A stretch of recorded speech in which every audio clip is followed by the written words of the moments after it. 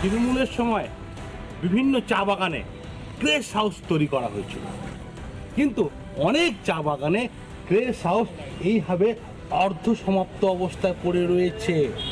আমরা একটু ভিতরে গিয়ে দেখাচ্ছি, এই যে অর্ধ সমাপ্ত অবস্থায় পড়ে রয়েছে, কোনো কাজ হচ্ছে না।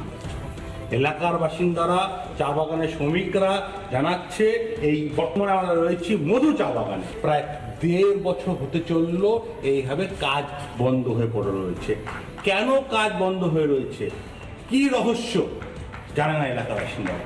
টিএমসির আমলে কাজটা শুরু হয়েছিল, কিন্তু আমরা এখন দেখতে পাচ্ছি যে 1 বছর 4 মাস, মোটামুটি 1 বছর 4 মাস হয়ে গেল, এখন পর্যন্ত কাজটা মানে কমপ্লিট নেই। ক্রেশ হাউসটা চালু হয়ে যায়, এই বন্ধ মধু চা বাগানে যেভাবে বাগানটা শ্রমিকরা নিজেই কমিটি বানিয়ে চালাচ্ছে, ওই শ্রমিকদের যে বাচ্চা কাচ্চা এখানে এসে যদি থাকে, তাহলে কিন্তু চা বাগানের শ্রমিকের অনেক কিছু মানে সুবিধা হতে পারে। টিএমসি মানে দুর্নীতি। কেন্দ্র সরকার থেকে এত টাকা নেওয়ার পরে যে চা বাগান শ্রমিকদের জন্য ক্রেশ হাউস বানানোর কথা ছিল, বাচ্চাদের জন্য, ছোটো ছোটো বাচ্চাদেরকে রাখার জন্য, কাজ শুরুর সাথে সাথে অর্ধেক কাজ হয়ে সেই কাজ নির্মাণগুলো বন্ধ হয়েছে। যারা এই কাজের থেকে যুক্ত থাকবে তাদেরকে সবাইকে কিন্তু অ্যারেস্ট হবে।